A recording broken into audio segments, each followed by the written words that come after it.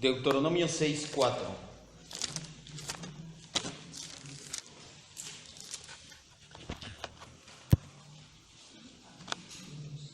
Seguimos en el bloque A de nuestro estudio de Cristología Bíblica, la persona de Jesucristo.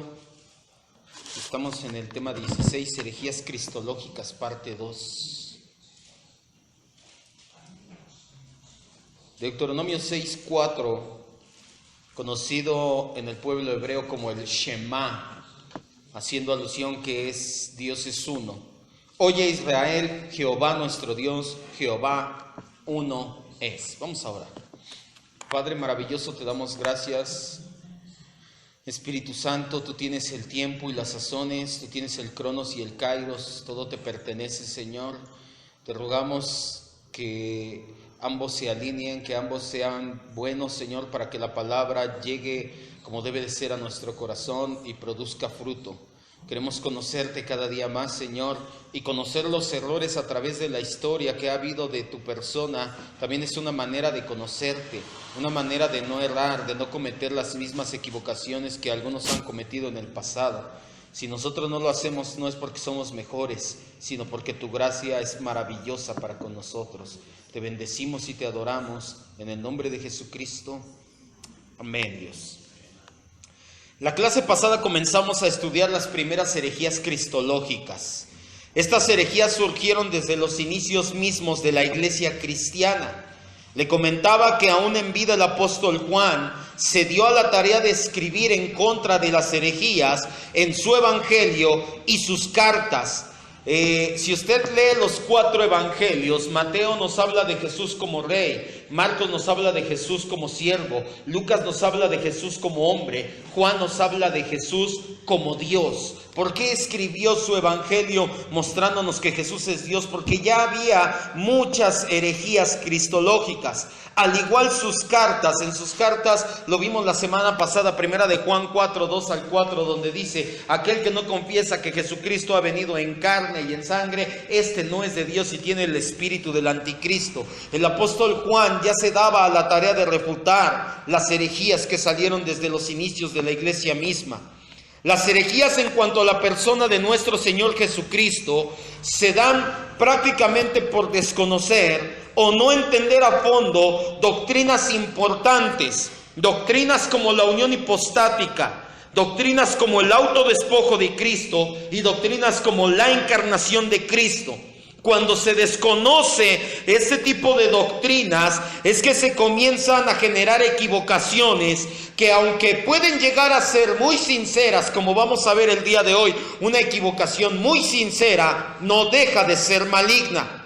Las primeras herejías que vimos previamente y nos adentramos son el docetismo, de la palabra griega doketas, que significa apariencia. Ellos negaban la humanidad de Cristo. El ebionismo, que niegan la divinidad de Cristo, pero hay una cualidad muy específica, a diferencia, hoy lo vamos a ver por ejemplo con los arrianistas, que el ebionismo eran judíos, eran hebreos, que en su celo por defender textos como Deuteronomio 6:4 decían: no, Dios es uno, solamente uno. Entonces Jesús no es Dios, Jesús solamente es un hombre que cumplió la Torá, que es muy bueno, que está a la altura de Moisés, pero Jesús no es Dios. Ellos son los ebionistas. Los ebionitas modernos son conocidos como mesiánicos. ¿Están en la actualidad los ebionitas? Sí, ya no se llaman ebionitas, se llaman judíos mesiánicos ortodoxos, porque hay judíos mesiánicos triunitarios y judíos mesiánicos ortodoxos. El judío mesiánico ortodoxo de la iglesia donde salí, se paró un maestro en el púlpito, estaba igual la plataforma desde arriba, y les dijo: Jesús no es Dios, Jesús solamente es alguien que cumplió la Torá y nos enseñó a cumplir la Torá, pero Jesús no es Dios. Y esto no es así. Si Jesús no es Dios, nuestra salvación no vale ni medio centavo. Cerinto negaba la divinidad de Cristo. Sus promotores modernos son los testigos de Jehová y los mormones mayormente. Marción también negaba la divinidad total de Cristo. A continuación vamos a ver otras herejías más, pues no fueron pocas las que surgieron alrededor de la persona de Jesucristo. La primera que vamos a ver el día de hoy es monarquismo. Acá, ya me acordé.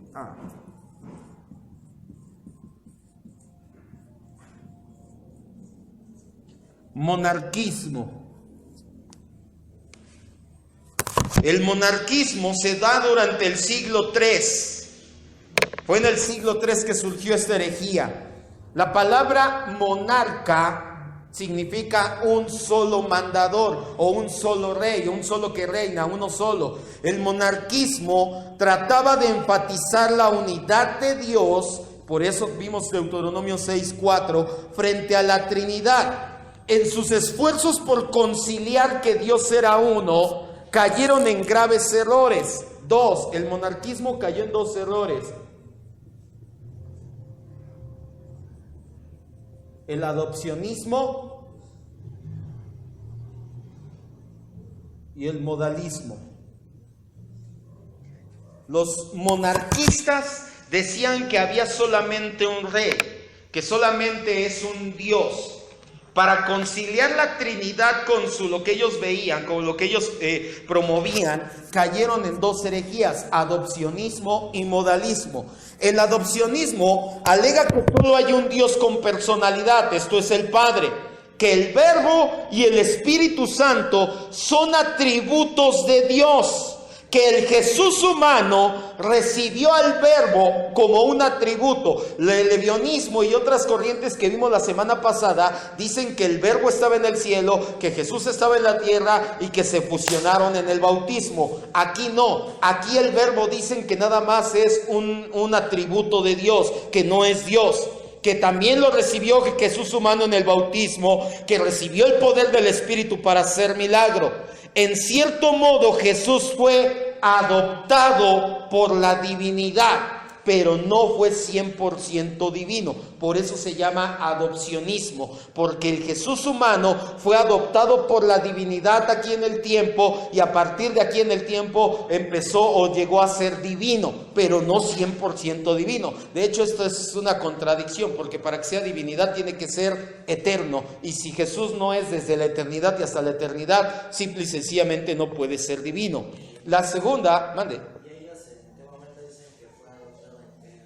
cuando fue bautizado, en ese momento, el Verbo como un atributo. Vimos atributos hace mucho tiempo, que vimos que es la gracia, que es la ira, que es la santidad. Ellos manejan que otros 2 atributos, el Espíritu y el Verbo, que no son Dios, que ellos 2 son atributos de Dios. Esto no es cierto, ya lo hemos visto. Jesús es Dios y es una persona, y el Espíritu Santo también tiene personalidad. Ellos dicen que cuando Jesús se bautizó, en ese momento bajó el Verbo, pero no la persona del Verbo, sino el atributo del Verbo. Eso es lo que hace la diferencia, y en ese momento Jesús fue adoptado como Dios. A partir de ahí ya fue un Dios, pero no es el Dios de dioses. Eso pues también no, para empezar, como les decía, si no es desde la eternidad, no es Dios. La segunda forma que adoptaron los monarquistas es el modalismo. Afirmaban que las 3 personas de la Trinidad en realidad solamente era una, que ellos eran modos del mismo Dios de manifestarse, que un solo Dios tenía 3 modos de manifestarse, que a veces se manifiesta como el Padre, a veces se manifiesta como el Hijo y a veces se manifiesta como el Espíritu Santo. Por eso en las Escrituras vemos al Padre, en las Escrituras vemos al Hijo, en las Escrituras vemos al Espíritu Santo, pero no es que son 3 personas, es uno solo, pero tiene diferentes modos de presentarse. A esto se le llama modalismo. Con base en esto, afirmaban la divinidad de Cristo, pero negaban su humanidad. Si nosotros aceptamos esto, afirmamos la divinidad, pero negamos la humanidad, porque para ser humano tiene que ser una persona. El monarquismo ha sido conocido como sabelianismo y noceasianismo, porque lo promovían Sabelio y Noeto, esta herejía. También fue conocido, se lo voy a escribir aquí, también es conocido como patripasionismo. ¿Qué significa patripasionismo? Si hay un solo Dios, el Padre, y a veces se manifiesta como Hijo y a veces como Espíritu Santo, como dice el modalismo, entonces el que sufrió en la cruz la pasión fue el Padre, según ellos. ¿Sí vamos ahí? Si eso, bueno, esto no es cierto obviamente, ¿verdad? Nosotros no creemos en esto, pero si esto fuera cierto, si solamente hay un Dios que es el Padre y Él se manifiesta como el Hijo y Él se manifiesta como el Espíritu, cuando estaba en la cruz no estaba Jesús, estaba el Padre. Y el que sufrió la pasión fue el Padre. Por eso le llaman patripasionismo. Esto no es bíblico. Si seguimos esa línea doctrinal, fue el Padre quien sufrió la pasión y los sufrimientos en la cruz. Los modalistas en la actualidad son llamados unitaristas. Estos descienden del socianismo de Polonia y Transilvania. Esta doctrina se preservó en Polonia y en los montes Urales, conocidos como Transilvania, y después de años ha llegado hasta el continente americano, por ahí de 1800, como unitaristas. De hecho, hasta donde tengo entendido, recuerdan que aquí ya había una iglesia antes que nosotros estuviéramos, en este local lo rentaban también, era una iglesia unitaria, apostólica unitaria, válgame, herejía sobre herejía, apostólicos unitaristas eran. Entonces ellos creían únicamente en un solo Dios, pero una sola persona. ¿Sí vamos bien? Segundo, ya puedo borrar. Patripasionismo.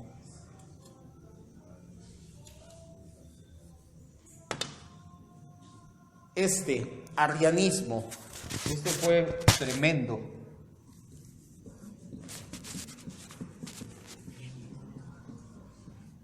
Arrianismo. Arrio, así se llamaba el que lo promovía, era pastor en Alejandría, en Egipto, en el año 313. Él comenzó a difundir sus errores en el año 318 y fue condenado por el concilio de Nicea en el año 325. Arrio negaba sutilmente la divinidad de Cristo. El arrianismo negaba la divinidad de Cristo.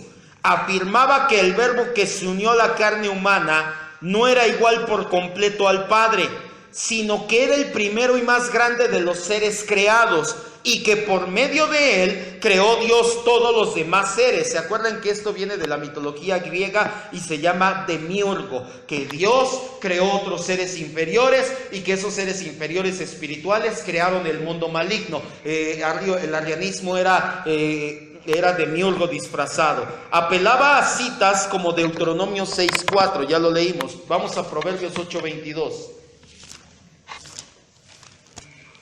De hecho, por ahí hace como 6 predicaciones, 6 enseñanzas, vimos 10 citas, Proverbios 8:22, en las cuales queda desmentido que Jesús no es Dios. Esta no viene dentro de esas citas, porque se me hace una falta de exegesis tremenda.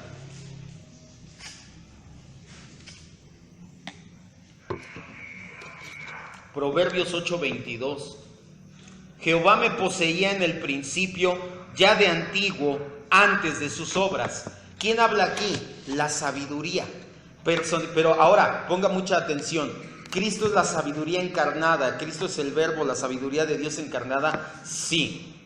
Pero cuando habla aquí la sabiduría en Proverbios 8, es un recurso literario. No es que verdaderamente está hablando Cristo como persona y dice: a mí me creó el Padre y ya me tenía desde el principio y por medio de mí creó todo. Salomón únicamente utilizó un recurso literario para escribir el libro de Proverbios. Ellos también se apoyan en Juan 14:28, o Arrio. Vamos a Juan 14:28. Y esta cita la vimos cuando aclaramos la divinidad de Cristo. Vimos 3 predicaciones de la divinidad de Cristo. No nos vamos a detener ahorita a refutar el arrianismo, solamente quiero que lo conozca. El arrianismo decían que Cristo era un Dios menor, un Dios creado por Dios, pero a final de cuentas un Dios menor. Juan 14:28 dice: han oído que yo les he dicho, voy y vengo a ustedes. Si me amaran, se habrían regocijado porque he dicho, voy al Padre, porque el Padre, ¿qué dice?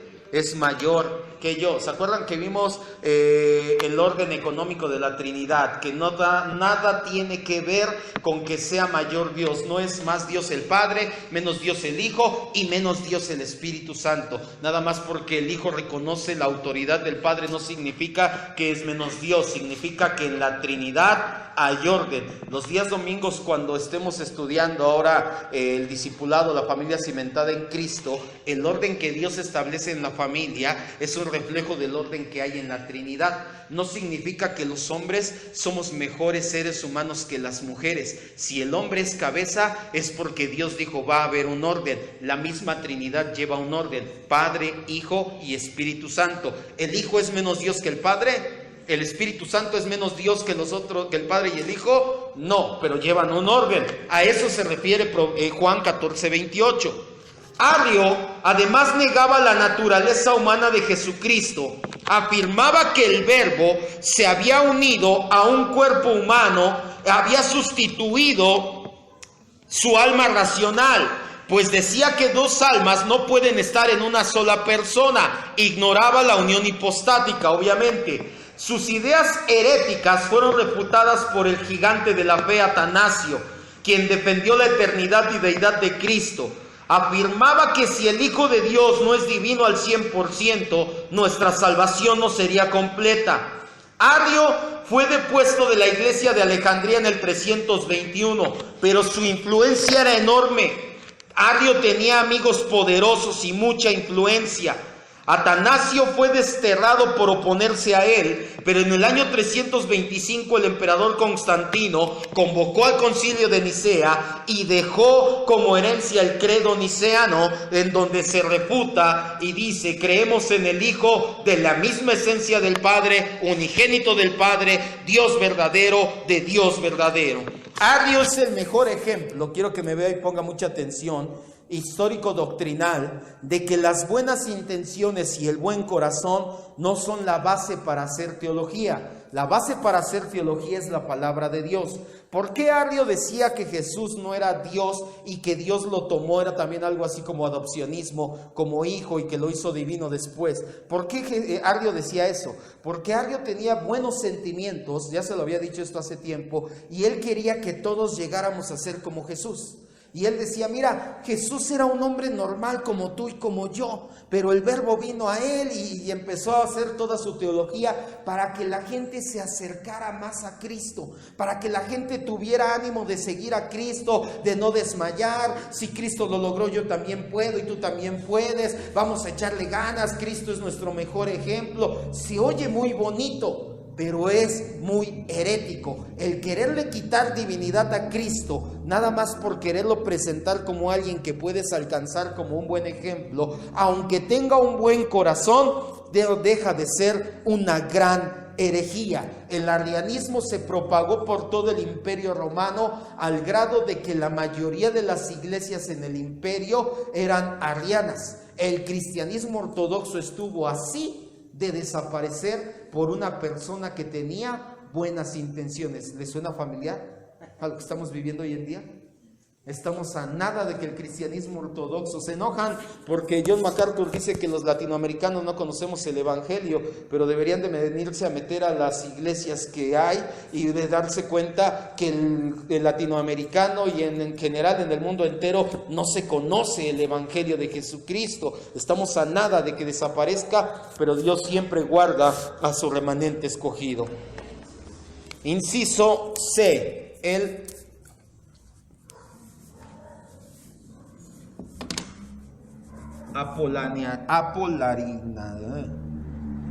mejor lo escribo, apolinarismo.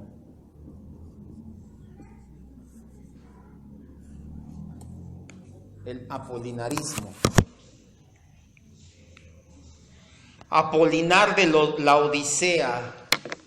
Juan escribe, le dice el ángel en Apocalipsis capítulos 2 y 3, escribe a la iglesia de la Odisea. Él era obispo en esa ciudad, en la Odisea.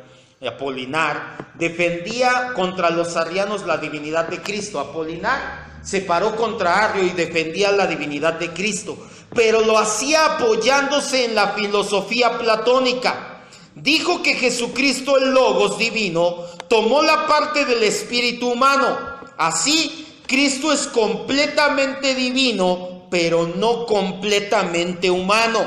Las ideas de Apolinar fueron rechazadas por los dirigentes de la iglesia de ese tiempo. Se dieron cuenta que no era simplemente nuestro cuerpo humano lo que necesitaba salvación y ser presentado Cristo con su obra redentora, sino nuestro cuerpo, alma y espíritu. ¿Qué decía Apolinar? Apolinar decía que Jesús es totalmente Dios, el Verbo es Dios completamente. Él se encarnó, pero Él solamente tomó el cuerpo. El alma y el espíritu de ese ser humano no los tomó en cuenta. Si solamente el cuerpo de Jesús era humano, y de esto lo vimos, Jesús cuerpo, alma y espíritu, cuando Él tiene sed dice, tengo sed, perdón, es su cuerpo, dice mi espíritu está afligido hasta la muerte, mi alma está angustiada. Jesús tiene cuerpo, alma y espíritu, 100% humano. Si como dice Apolinar, únicamente es el cuerpo, únicamente nuestro cuerpo sería redimido. Alma y espíritu no serían redimidos, no nos conviene. Ni siquiera hubiera sido el alma, o sea, ni siquiera agarró la parte buena. ¿De qué me sirve redimir mi cuerpo? Varios concilios de la iglesia rechazaron el apolinarismo, hasta que en el concilio de Constantinopla quedó fuera. Le voy a escribir la gráfica. Según Apolinar, su cristología era algo así.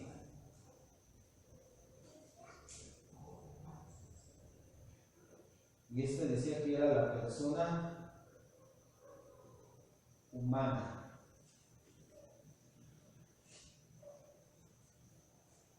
Y decía que era ojos.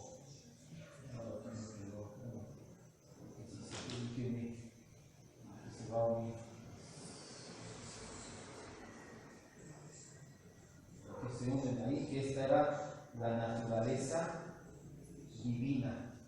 Se unían persona humana y naturaleza divina. Esto da como resultado alguien con 100% divinidad, pero con humanidad disminuida. Si vamos bien, siguiente, el nestorianismo. Vamos a darnos prisa. Ahorita le dejo esa por si lo está copiando.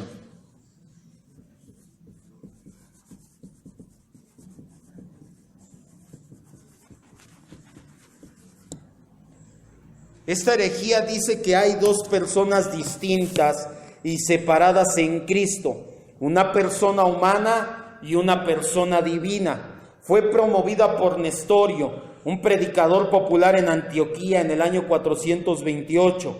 Néstor fue patriarca de la iglesia en Constantinopla. Nestorio fue depuesto en el 431 por el concilio de Efeso. En ninguna parte de la Biblia encontramos indicios de que en Jesucristo hay dos personas distintas. ¿Se acuerdan que lo vimos? ¿Cuántas veces Jesús habla en plural? Ni una. Él jamás dice nada en plural en la Escritura, ni los escritores hablan del Nuevo Testamento, hablan de Él en plural. La Biblia dice que Jesús tiene dos naturalezas, no dos personas. ¿Ya puedo borrar la imagen de acá abajo? Le voy a poner lo que decía el nestorianismo.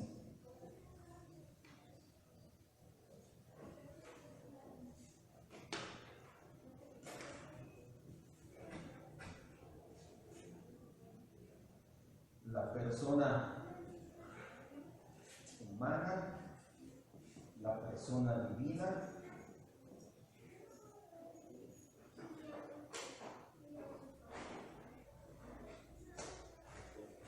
exacto, este es Jesucristo, según Nestorio. ¿Jesús tiene dos personas? No, es una persona con dos naturalezas. Eso lo estudiamos en una clase de la unión hipostática. Siguiente, el monofisismo. ¿Dejo esa?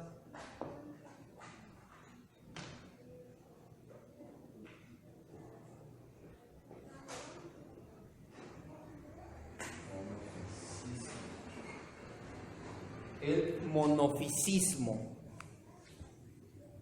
también conocido como eutaquianismo, porque lo promovía Eutiaques.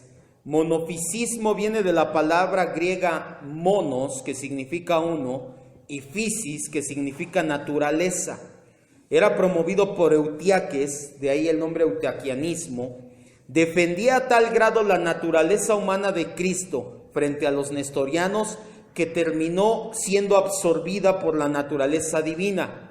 Se alejó de la ortodoxia que había sido propuesta en el concilio de Éfeso y sostenía que la naturaleza divina de Cristo se apoderó y absorbió la naturaleza humana. Así, ambas naturalezas cambiaron para llegar a ser una tercera y nueva naturaleza.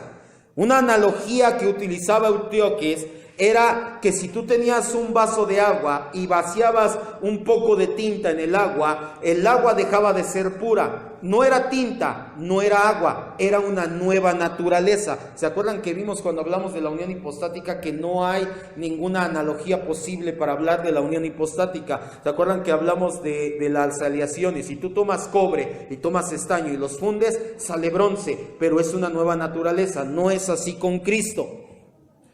Eutiaques enseñaba que Jesús era una mezcla de elementos humanos y divinos y que de alguna manera se modificaron para formar una nueva naturaleza. El monofisismo también causó gran preocupación en la iglesia y con mucha razón, porque si nosotros aceptamos esta doctrina, Cristo no es ni Dios verdadero ni hombre verdadero. Y si esto es así, como hombre no nos podía representar y como Dios no podía ganar nuestra salvación. Por eso es que nosotros no creemos que las dos naturalezas se mezclaron en una tercera naturaleza, porque quedan reducidas tanto la persona humana como la persona divina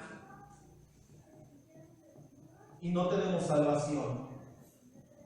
La naturaleza humana, naturaleza divina, una nueva naturaleza, según ellos, es Jesucristo. Esto tampoco es así, porque se reduce tanto la naturaleza divina como la naturaleza humana, quedan reducidas. Si no es 100% humano, no podía representarme. Si no es 100% divino, no podía salvarme.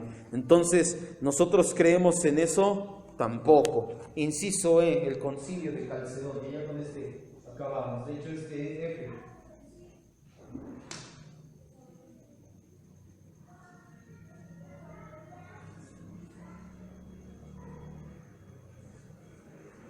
Concilio de Calcedonia, en el año 451, se realizó para poner fin a todas estas herejías.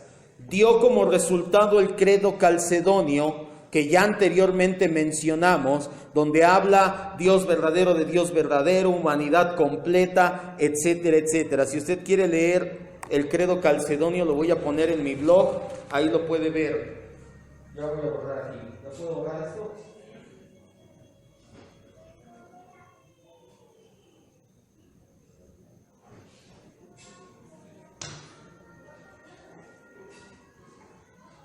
Esto es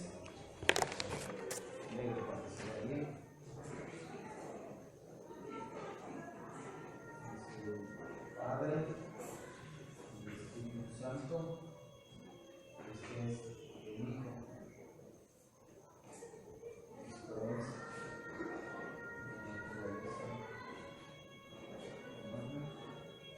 de esta unión soy Jesucristo, la persona de Jesucristo.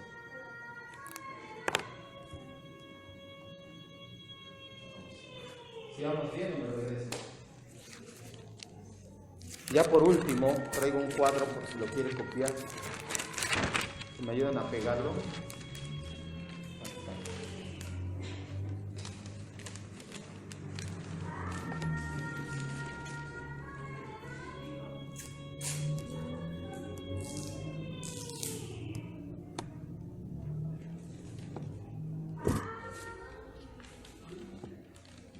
El concilio de Calcedonia se da en el 451 y se da con el fin de terminar con todas las herejías cristológicas que se habían dado hasta ese momento.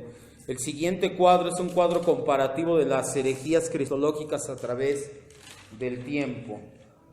Al igual lo vamos a subir en el blog si quiere verlo. El credo calcedónico contiene palabras como naturaleza, dos naturalezas inconfundibles, inmutables, indivisibles, inseparables en la única persona de Jesucristo, y así es como subsiste. Grupo los docetistas, que incluye a Cerito y a Marción, época final del siglo I. Su naturaleza humana la negaban, la naturaleza divina la afirmaban, pero ellos, docetas significa apariencia, que no era verdaderamente hombre, que aparentaba un ser humano, pero no podía ser un ser humano porque la humanidad tiene pecado, es mala y no podía ser salvo. Entonces, ¿se acuerdan que para evitar eso se da el nacimiento virginal?